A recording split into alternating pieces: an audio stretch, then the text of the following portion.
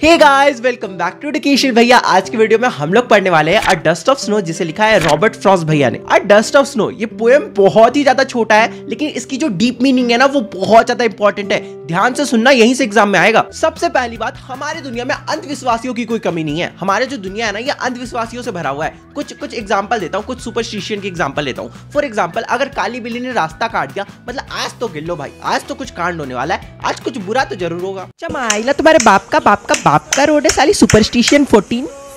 और अगर पाम में खुजली हो रही है तो आज तो पैसा ही पैसा होगा। और बताऊं, वैसे अगर तुम्हें भी कोई सुपरस्टिशन ऐसे एग्जांपल के बारे में पता है तो कमेंट सेक्शन में जरूर बताना। सपोज मैं किसी एक्स आदमी के बारे में बात कर रहा हूँ एंड अचानक से वो एक्स आदमी वहीं पे आ जाए, इसका मतलब वो एक्स आदमी जो है ना वो 100 साल जीने वाला है। मतलब हम हेल्दी डाइट फॉलो करने वाले लोग तो गधे हैं, उनको तो ऐसे ही वरदान मिल गया। भाई देखो, अभी मैं अंधविश्वास के बारे में तुम्हें इसलिए बता रहा हूँ ना क्योंकि ये जो तुम्हारा पोएम है अ डस्ट ऑफ स्नो, ये कुछ अंधविश्वासों को तोड़ने वाली है। चलो पोएम को स्टार्ट करते हैं। The way a crow shook down on me the dust of snow from hemlock tree, मतलब कि जिस तरह एक कौवे ने गिराया, क्या गिराया? अ डस्ट ऑफ स्नो। यहाँ डस्ट ऑफ स्नो क्यों बोला गया है, स्नो क्यों नहीं बोला गया है? देखो, तुम यूजुअली जो फ्रीजर में आइस जमाते हो ना वो पूरा सॉलिड होता है, पूरा ट्रांसपेरेंट होता है। लेकिन अगर तुम कोई कोल्ड प्लेस जाओगे, जैसे कश्मीर जाओगे या कोई और शिमला विमला जाओगे ना, तो वहां तुम देखोगे वो जो स्नो होता है ना वो डस्ट के फॉर्म में होता है। जैसे सैंड होता है ना वैसा ही होता है, लेकिन वो जमा हुआ होता है। कैसे, मतलब समझ में आ रहा है ना? मूवीज में तो देखी ही होगी। तो उसी तरह एक आदमी ना ऐसे चल के जा रहा होता है। कौन होता है? रॉबर्ट फ्रॉस्ट भैया होते हैं। वो ऐसे चल के जा रहे होते हैं, तभी सामने में एक हेमलॉक ट्री होता है। वो जब हेमलॉक ट्री के नीचे से जा रहे होते हैं, तभी ऊपर में एक कौवा आके बैठता है। और वो जैसे ही बैठता है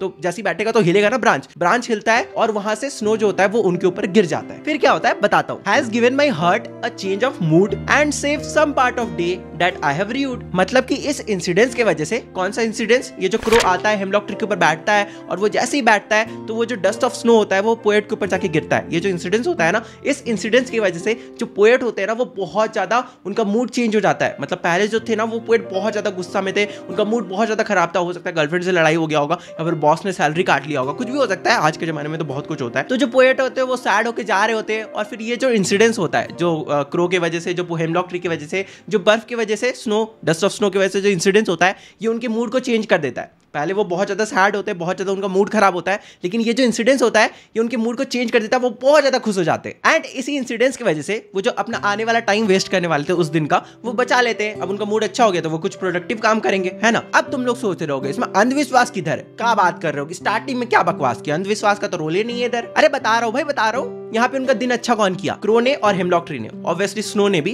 तो स्नो को नेग्लेक्ट करते हैं, उसका काम नहीं है। क्रो और हेमलॉक ट्री, सबसे पहले क्रो को लेते हैं। क्या क्रो एक ऐसा बर्ड है जो बहुत ज्यादा सुंदर है, या जिसके बारे में तुम सोचोगे तो तुम एकदम अच्छी अच्छी चीजों के बारे में सोचोगे? नहीं ना। क्रो के बारे में तुम जब भी सोचते हो तो तुम्हें क्या ख्याल आता है कि शमशान घाट के ऊपर क्रो उड़ रहे हैं, या फिर कोई मूवीज में भी तुम देखते होगे नेगेटिव इंपैक्ट करता है बेसिकली क्रो। क्रो को हम अच्छे जगहों पे यूज नहीं करते हैं, नेगेटिव जगहों पे यूज करते हैं। अच्छी जगहों पे हम क्या लेते हैं? हमने पिकॉक ले लिया या फिर कोई और अच्छी बर्ड्स को ले लिया, राइट?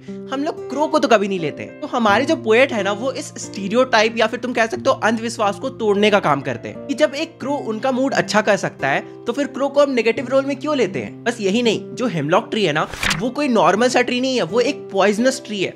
भले ही उसके ऊपर व्हाइट फ्लावर आता है, लेकिन वो जो ट्री है ना वो पॉइजनस ट्री है। यहाँ पे पोएट क्रिसमस ट्री भी ले सकते थे या कोई और अच्छा सा ट्री ले सकते थे, राइट? लेकिन उन्होंने क्या लिया? हेमलॉक ट्री, एक पॉइजनस ट्री। हालांकि यहाँ पे फिर वही होता है, वो जो ट्री होता है उस ट्री के ऊपर जो स्नो होता है उसके वजह से जो पोएट का मूड अच्छा हो जाता है। बेसिकली उस ट्री की वजह से पोएट का मूड अच्छा हो जाता है। सो पोएट इन्हीं दो एग्जांपल से लोगों का स्टीरियोटाइप या फिर कह सकते हो अंधविश्वास या फिर सुपरस्टिशन को ब्रेक करने का काम करते हैं। ये वाले पार्ट को ध्यान में रखना, एग्जाम में अगर क्वेश्चन इस चैप्टर से आता है ना तो यहीं से आएगा। चलो अब हम लोग देखते हैं कि इस चैप्टर में जो पोएटिक डिवाइसेस है उन्हें कैसे पहचानना है। बाय द वे, अगर वीडियो पसंद आता है तो वीडियो को शेयर करना मत भूलना। हाँ, लाइक तो कर ही देना, नए हो गए तो सब्सक्राइब भी कर देना। तो देखो, हमारे जो सबसे पहला वाला पोएटिक डिवाइसेस है ना वो है राइम स्कीम। राइम स्कीम क्या होता है अच्छे से बताता हूं तुम लोग को, ठीक है? पीछे आने दो।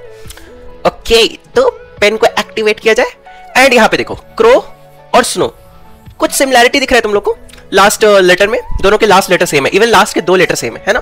तो अगर मैं क्रो को ए लेता हूं तो इसको भी ए ले लूंगा क्योंकि दोनों सेम साउंड कर रहे हैं, लास्ट के 2 लेटर। अब यहाँ पे देखो मी और ट्री, यहाँ पे लास्ट के 1 लेटर सेम है ना? ई और ई थोड़ा सेम साउंड कर रहा है, तो मैं इसको भी बी ले लूंगा, इसको भी बी ले लूंगा। तो इस 4 लाइन से हमारा क्या निकला? पहले निकला ए, फिर निकला बी, फिर निकला ए, फिर निकला बी, ठीक है? तो ये हो गया हमारा ए बी। तो ये हमारा पहला 4 लाइन का राइम स्कीम हो गया, ठीक है? अब हम लोग आगे भी देख लेते हैं, क्यों छोड़ना। ठीक है, थोड़ा सा वीडियो बड़ा होगा बट कंप्लीट होगा।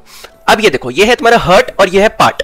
तो यहाँ पे आरटी आरटी लास्ट के दो लेटर सिमिलर है, ठीक है, सेम साउंड कर रहे हैं। तो अगर मैं इसको सी ले लेता हूँ तो ये भी सी हो जाएगा। अब यहाँ पे मैंने ए बी इसलिए नहीं लिया ना क्योंकि मैं पहले ही ए बी ले चुका हूँ, तो इसलिए इसको मैं सी ले रहा हूँ, इसको सी ले रहा हूँ। अब मूड और र्यूड लास्ट का एक लेटर सेम है, तो इसको मैं डी ले लूंगा, इसको डी ले लूंगा। तो फिर इस 4 लाइन से हमारा निकलेगा सी डी सी डी। तो हमारा टोटल क्या निकला, चलो देख लेते, इधर ही देख लेते, A B C D, right, ये निकला। तो यही हमारा राइम स्कीम होता है। अगर तुम्हारे एग्जाम में 1 नंबर के लिए पूछ लिया जाए तो सिंपली लिख देना। ओ माय गॉड, मेरे बाल का क्या हो रहा है। एलिट्रेशन बहुत ही इजी सा चीज होता है। जब एक ही सेंटेंस के अंदर तुम्हारा 2 लेटर रिपीट होना तो उसको एलिट्रेशन कहते हैं। जैसे कि यहाँ पे तुम देख सकते हो एच एच रिपीट हो रहा है, यहाँ पे एस एस रिपीट हो रहा है, तो ये तुम्हारा एलिट्रेशन हो जाए। अब देखो अगला आता है मेटाफर। मेटाफर क्या होता है, जब तुम कोई एक चीज को दूसरी चीज से कंपेयर कर रहे हो तो वो मेटाफर हो जाता है। और अगर लाइक और एज जैसे वर्ड दिए हुए हैं ना बीच में, कोई वर्ड के बीच में, कोई सेंटेंस के बीच में, तो उसको तुम डायरेक्ट मेटाफर बोल सकते हो। लेकिन इस पोएम में जैसे डस्ट ऑफ स्नो दिया हुआ है तो तुम्हारा स्नो को डस्ट से कंपेयर किया गया है, राइट, तो ये तुम्हारा मेटाफर हो जाएगा। अब आते हैं हमारे अगले पे, ये 6 कैसे आ गया, 1 2 3, उसके बाद 6 कैसे, ओ अगले पेज में अब, ठीक है।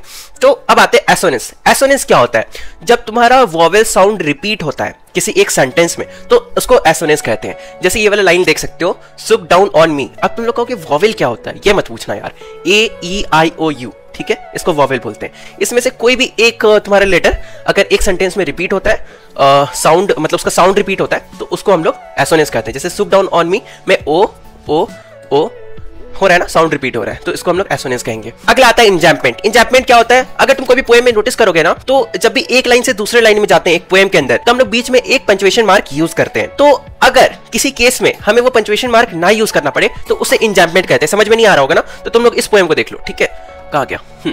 इस पोएम में तुम लोग देख सकते हो जब भी एंड हो रहा है सेंटेंस तो यहाँ पे हम लोग कोई भी पंक्चुएशन मार्क का यूज नहीं कर रहे हैं, लाइक कॉमा ऐसा ऐसा कुछ भी यूज नहीं कर रहे हैं। तो इसलिए ये जो पूरा पोएम है ना, तुम लोग देख सकते हो पूरे पोएम में इस 4 लाइन में और इस 4 लाइन में कहीं पे भी पंक्चुएशन मार्क का यूज नहीं किया गया है। तो ये पूरा का पूरा पोएम ही इंजैम्पमेंट लिटरेरी डिवाइसेस के अंदर आ जाएगा।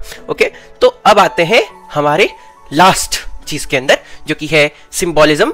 सिंबॉलिज्म मतलब पोएम के अंदर अगर कोई भी चीज को एज अ सिंबल हम यूज करते हैं, जैसे इसमें क्रो का यूज किया गया है, हेमलॉक ट्री का यूज किया गया है, स्नो का यूज किया गया है, तो ये तुम्हारा सिंबॉलिज्म के अंदर आ जाएगा। अब अगला आता है हमारा आयरनी। आयरनी का मतलब होता है सार्काज्म का मतलब पता है, अच्छा नहीं भी पता है। आयरनी का मतलब कोई भी अनएक्सपेक्टेड चीज जो कि पोएम में इंक्लूड कर दिया गया है, जैसे कि क्रो को यूज किया गया है। क्रो तो अनएक्सपेक्टेड चीज है ना, यहाँ पे कोई और सुंदर पंछी का, कोई ब्यूटीफुल बर्ड का यूज कर सकते थे, लेकिन पोएट ने क्रो का यूज किया गया है, तो ये एक आयरनी है। ओके, तो इतना ही लिटरेरी डिवाइसेस है, इवन की मैंने तुम्हें ज्यादा ही बता दिया है। तो इसमें इंपॉर्टेंट कौन कौन सा देख लो, ठीक है। राइम स्कीम बहुत ज्यादा इंपॉर्टेंट है, एलिट्रेशन मेटाफर बहुत ज्यादा इंपॉर्टेंट है। ये चेंज नहीं हुआ, हाँ, और ये दोनों उतना इंपॉर्टेंट नहीं है। फिर अगला वाला इसमें ये दोनों इंपॉर्टेंट है। ओके, देख लेना, पढ़ लेना, अच्छे मार्क्स लेते आना, उसके बाद मेरे को भूल मत जाना। तो मिलता है अगले वीडियो में, तब तक के लिए thanks for watching the video.